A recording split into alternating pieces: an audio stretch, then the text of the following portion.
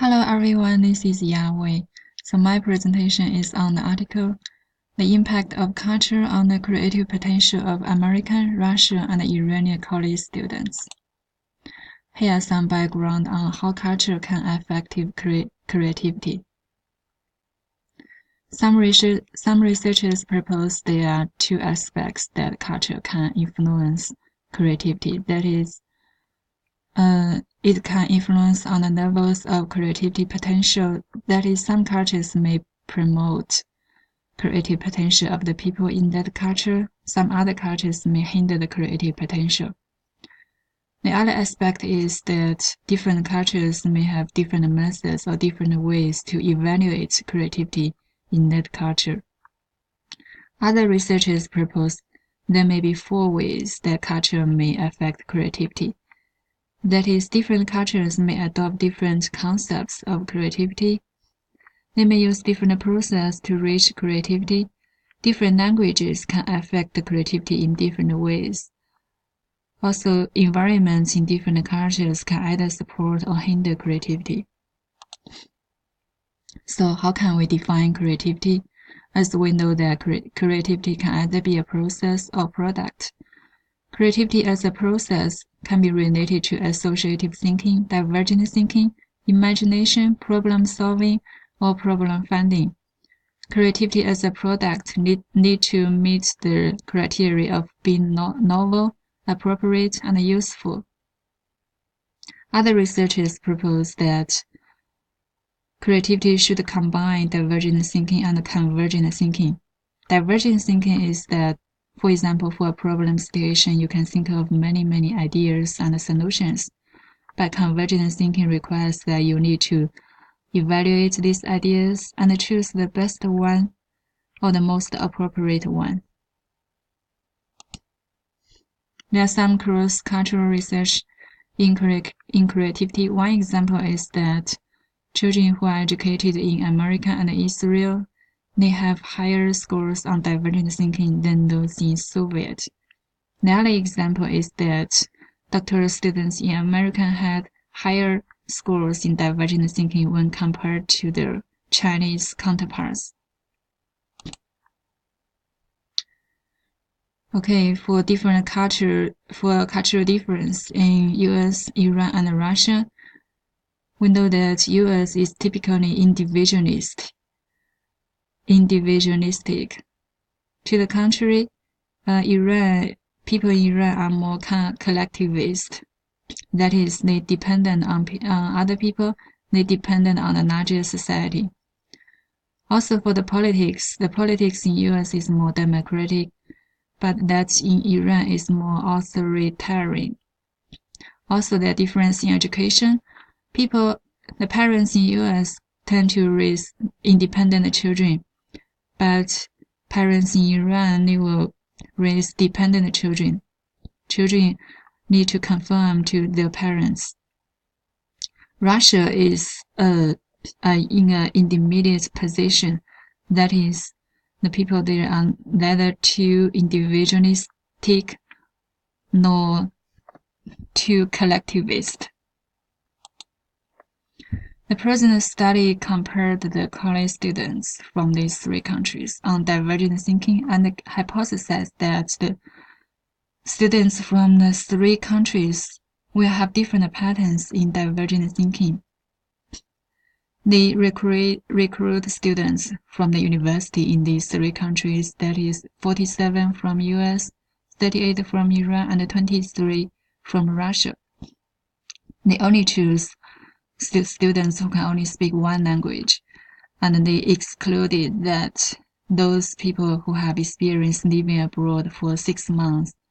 So in this case, they can control the effect of the bilingualism and the effect of the multicultural experience. For the divergent thinking measures, they use an abbreviated tolerance test for adults. Here a brief introduction about the abbreviated TTCT. Activity 1 is just suppose. So students are asked to think of many troubles you will have if we could walk on air or fly. This will be scored on fluency, originality.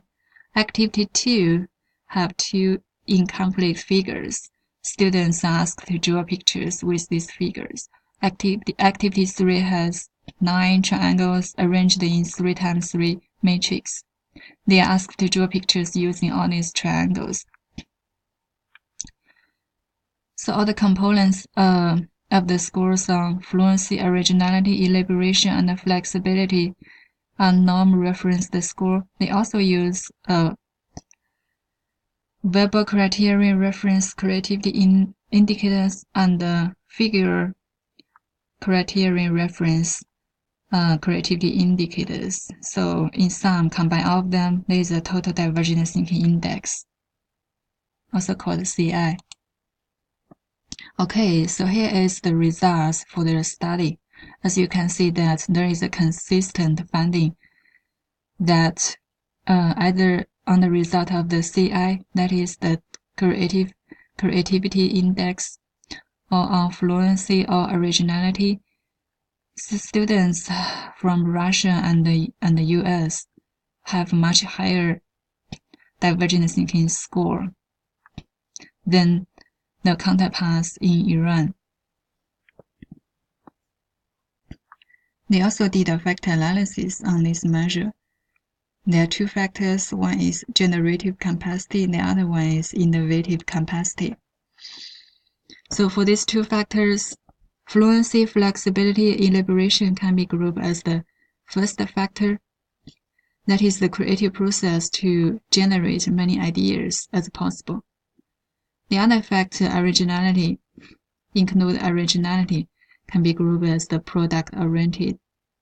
That is, the facilitate have the original idea produced. Iranians have a lower performance on both the process of the product-oriented creativity. The result of the fluency of the Iranians is lower than the norm average. The possible reason is that the education in Iran emphasizes one correct answer. That is, they are not allowed to think of different answers for the same problem. The result, originality of Iranians is lower than normal average. The possible reason is that they avoid uncertainty and they don't have much tolerance for deviant groups. That is, they don't like to be unique. They also discuss the results that there may be different concepts of creativity in different cultures. That is, people in the Western countries, they emphasize originality, but people in Eastern countries, they don't emphasize so much on originality. Instead, they emphasize fitting themselves in norms and traditions in society. The manifestation of the creative potential might be culture specific. For example, traditional Western poems may encourage variations in poetic techniques, metrics, and word use. That is, if your poems have more variations in these kinds of techniques and word use, you can be regarded as more creative. But traditional Japanese poetry, for example haiku, they have a fixed set of strict regulations on the form. That is, there are only 3 lines and containing 5, 7, and 5 syllables, respectively. Here is an example. So if you can follow this form and fitting well with the traditions and norms, you can be considered as creative in that society, that is in Japan. So in this case, if people in different cultures have different concepts of creativity, there may be cultural bias of this creativity test of the TTCT. Because TTCT was developed in US. Also, there are some limitations not discussed in this article. For example, we may use different norms when scoring for the students in Iran or Russia. Also, the sample size is too small, not randomized, and there is no control for socioeconomic status, which is a very important variable for predicting creativity. Here are the possible questions for discussion. The first one, do you think divergent thinking can fully represent creativity in cross-cultural studies? The second is, do you think originality is a defining feature of creativity in US? What do you think about radical creativity versus incremental creativity? You may also think of other possible questions for discussion. Okay, that's all. Thank you.